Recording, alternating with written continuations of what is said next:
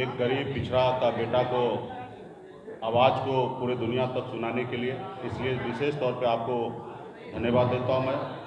साथ ही जो कल तक हमारे विधायक थे उनको भी शुभकामना देते हैं कि वो कल तक हमारे साथ थे, वो फिर अपने निर्णय बदले हैं, वो जहाँ पे भी गए हैं उनको शुभकामना है। उसके साथ साथ भारतीय जनता पार्टी को भी शुभकामना देते हैं कि 74 विधायक बनाने में सनत मोल्ला का योगदान था और हम लोगों ने मिलकर उनके 74 विधायक बनाए और उसके बावजूद भी बिहार में 2 नंबर की पार्टी बनी और उसके बाद हमारे 3 विधायक मिलाने के बाद वो अभी 77 हो गए और बिहार का 1 नंबर का पार्टी हो गए, बड़ी पार्टी बन गए। जो पार्टी देश का, दुनिया का सबसे बड़ा पार्टी, वो पार्टी कहीं ना कहीं एक अति पिछड़ा का बेटा, मल्ला के बेटा के सहयोग से 74 पहुँचे और 74 से 77 पहुँचे। और इसके लिए मैं विशेष तौर पे भारतीय जनता पार्टी को बधाई देता हूं कि आप बिहार के सबसे बड़े पार्टी आप बने हैं, इसके लिए बधाई देता हूं। भारतीय जनता पार्टी के प्रदेश अध्यक्ष संजय जायसवाल जी को भी बधाई देता हूं कि आपने बहुत ही अच्छा काम किया है। लेकिन मैंने कल उनका प्रेस कॉन्फ्रेंस सुना, उन्होंने बहुत ही, जो बात उनको नहीं बोलना था उन्होंने बोला, बहुत झूठ बोला, जबकि वो न 3 में थे न 13 में थे। जब मेरी क्या डील हुआ, ये डील सिर्फ 2 लोगों को पता है, एक सनत मोल्ला को पता है और एक देश के गृह मंत्री श्री अमित शाह जी को भी पता है कि बंद कमरे में क्या डील हुआ। यहाँ तक कमरे के बाहर भी रहने का सौभाग्य संजय जायसवाल जी को प्राप्त नहीं हुआ था कि वो कमरे के बाहर भी खड़ा होकर कान लगा के सुने, और बिहार में किसी भी नेता को ये सौभाग्य प्राप्त नहीं हुआ। हाँ, कुछ जानकारी नित्यानंद राय जी को या हमारे मंगल पांडे जी को थे कि किस तरीके से दिल्ली में क्या बात हो रहा है, ये जानकारी उनको थे। तो इसलिए वो क्या डील हुआ, इतना झूठ फैलाने का आवश्यकता उनको नहीं था। उन्होंने तो विनर बन गया, 3 विधायक को लेकर बिहार का सबसे बड़ा पार्टी बन ही गया, तो उनको झूठ बोलने की क्या आवश्यकता है। तो इसके लिए मैं भारतीय जनता पार्टी को भी शुभकामना देता हूं, हमारे विधायक जो गए उनको भी शुभकामना देता हूं। और मैं आपको बता दूं कि मैं 18 साल की उम्र से मैं संघर्ष कर रहा हूं। अपनी ज़िंदगी को बेहतर बनाने के लिए मैं मेहनत कर रहा था, मजदूरी कर रहा था। एक दिन में 30 रुपया मैं कमाता था, महीने का 900 रुपया महीने का मैं कमाता था। और ये हम अपनी ज़िंदगी में संघर्ष करके मुंबई जैसे शहर में, जहाँ पे रहने के लिए घर नहीं था, जहाँ पे अपने आप को फ्रेश होने के लिए जगह नहीं था, पब्लिक शौचालय में जाना पड़ता था, ऐसी ज़िंदगी मैंने जिया है। फुटपाथ पे मैंने खाना खाया है, फुटपाथ पे अपनी ज़िंदगी को बिताया है। और वहीं से हमने संघर्ष करके मुंबई जैसे शहर में भी अपने एक अच्छा मुकाम मैंने बनाया। और उसके बाद बिहार में मैं आया, अपने लोगों का हक अधिकार के लिए मैंने देखा कि हज़ारों समस्या है, जहाँ हज़ारों समस्या है वहीं पे मेरा भी जन्म हुआ था। लेकिन मैंने सोचा कि हमारे अपने लोगों के लिए बेहतर कुछ करें, और मैंने मुंबई के ऐशोआराम की ज़िंदगी को छोड़कर बिहार में आया। आपने देखा कि कितना मैंने संघर्ष किया, कितनी मैंने लड़ाई लड़ा, लाठी डंडा खाया, 7 दिन तक अनशन पे बैठा। जितना मुझे मेहनत करना था मैंने किया, और मेहनत करने के बाद 2020 में अच्छी तरीके से एक मुकाम मिला। माननीय मुख्यमंत्री नीतीश कुमार जी के नेतृत्व में बिहार में काम करने का मौका मिला कि ये व्यक्ति संघर्ष के दम पर जब हमें 11 सीट देने पे मजबूर कर सकता है, तो ये लड़का आने वाले समय में बहुत मेहनत करेगा और शायद 11 सीट पे इनकी समझौता नहीं होगा, शायद 100 पे समझौता हो। तो उन्होंने ये देखा कि इसको कैसे रोका जाए, तो उन्होंने रोकने का काम किया है। और हम तो कुछ भी हाथ में नहीं था, जीरो में था। संघर्ष करना मैंने सीखा और संघर्ष के बदौलत मैं यहाँ पे आया हूँ। क्या मैं अपने समाज के लिए आरक्षण मांग रहा हूँ, मैं गुनाह कर रहा हूँ? क्या मैं अति पिछड़ा समाज को हक अधिकार दिलाना चाहता हूँ? जितने उनकी संख्या है उतने मैं उनको आरक्षण दिलाना चाहता हूँ, मैं क्या गुनाह कर रहा हूँ? क्या मैं कर्पूरी ठाकुर जी का सपना पूरा करना चाहता हूँ, क्या मैं गुनाह कर रहा हूँ? क्या मैं चाह रहा हूँ कि देश में जातिगत जनगणना हो, उसके लिए मैं क्या गुनाह कर रहा हूँ? तो मैं हर चीज़ में मुखर के अपनी बात को रखता था, मैं अपने काम को कर रहा था, लेकिन लोगों को लगा कि ये बड़ा हीरो हो जाएगा, काम करेंगे। कल ही हमने बेतिया में करबरा सरैया मन है 348 एकड़ का, जो 20 साल से विभाग प्रयास कर रहा था कि ये विभाग में ट्रांसफ़र हो जाए, लेकिन मैंने कल ही कैबिनेट से पास कराया और विभाग में हमने ट्रांसफ़र किया। वो मन में झील में कम से कम 10,000 परिवार का घर गुजर बसर हो सकता है। आज बिहार में 32,000 तालाब है, जिसमें से 15,000 तालाब से अधिक तालाब पे कब्जा हो चुका है, अतिक्रमण हो चुका है। मैं उसके लिए प्रयास हूँ, अलग से टीम बना के उसको मैं चाहता हूँ कि अतिक्रमण मुक्त कराओ। तो लोगों को लगता है कि ये काम करने के बाद कहीं ना कहीं इस समुदाय में हीरो बन जाएंगे, तो इसलिए लोगों ने रोकने का काम किया है और मैं मजबूती से आगे बढ़ रहा हूँ। मेरी ज़िंदगी में तो बचपन से ही संघर्ष है। जो आज हुआ है, ऐसी बात नहीं था कि मुझे अंदाज़ा नहीं था, मुझे सब पता था कि मैं जो लड़ाई लड़ रहा हूँ उसमें कुछ भी हो सकता है। कुछ लोग चाहते हैं कि मैं ऐसा आदमी बना कर रखूं कि जिनको मैं बोलूं कि उठो तो उठेंगे, बोलूँगा बैठो तो बैठेंगे।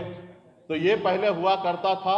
किसी कालखंड में समाज में कुछ ऐसे नेता था जिनको अपने आप पे भरोसा नहीं था, इसलिए वो ऐसा करते थे कि किसी के कहने पे सुनने पर उठते थे और बैठते थे।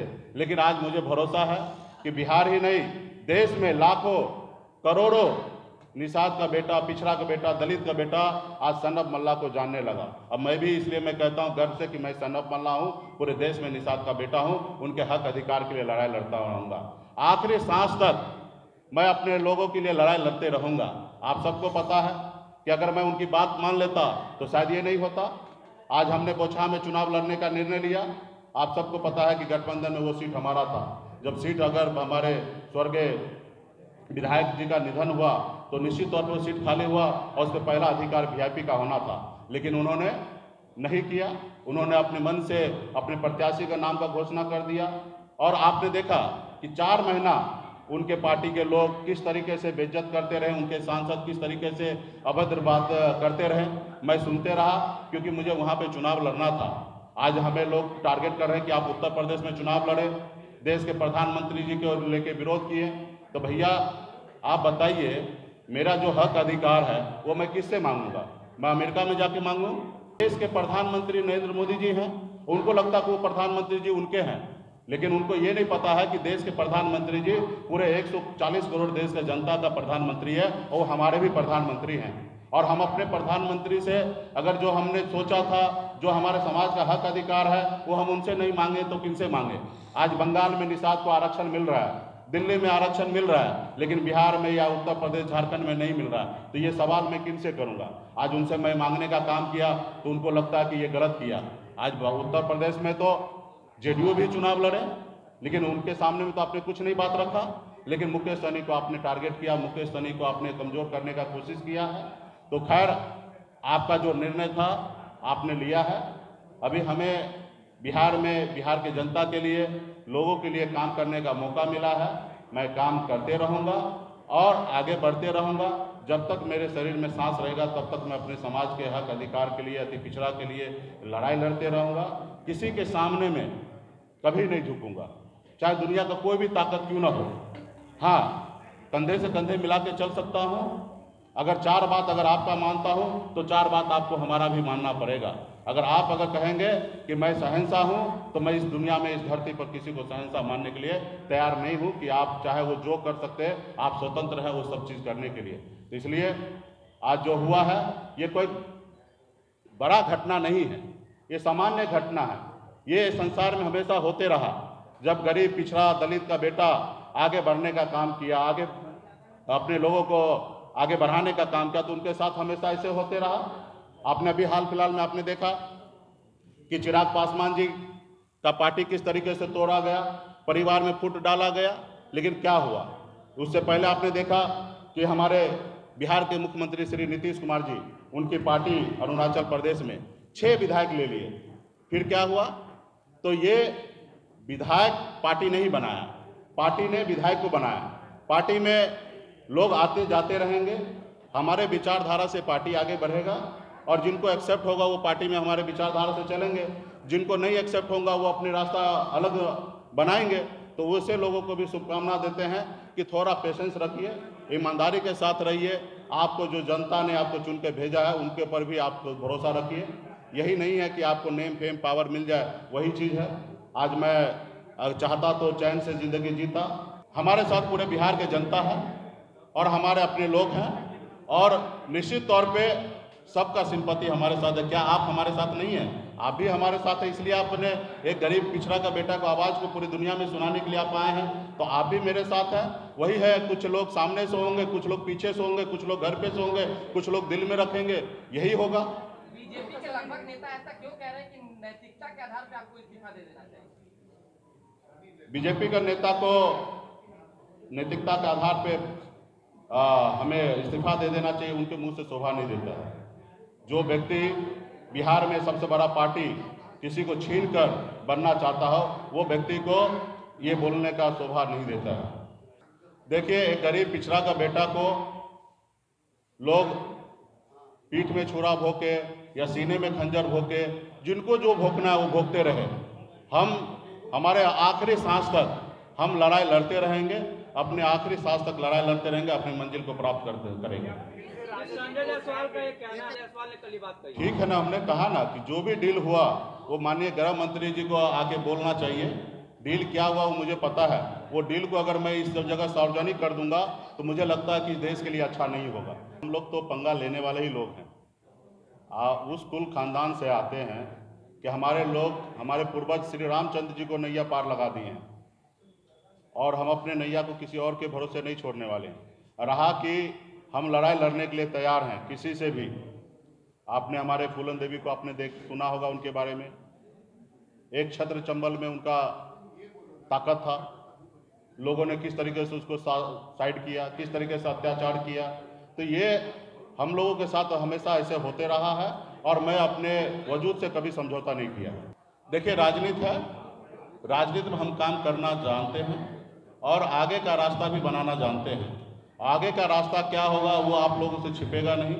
हम आगे काम करते रहेंगे, संघर्ष करते रहेंगे, चाहे वो 1 साल में हम अपने संघर्ष को पूरा कर ले, 2 साल में कर ले या 13 साल में कर ले, हम अपने संघर्ष के रास्ते पर रहेंगे, संघर्ष करेंगे।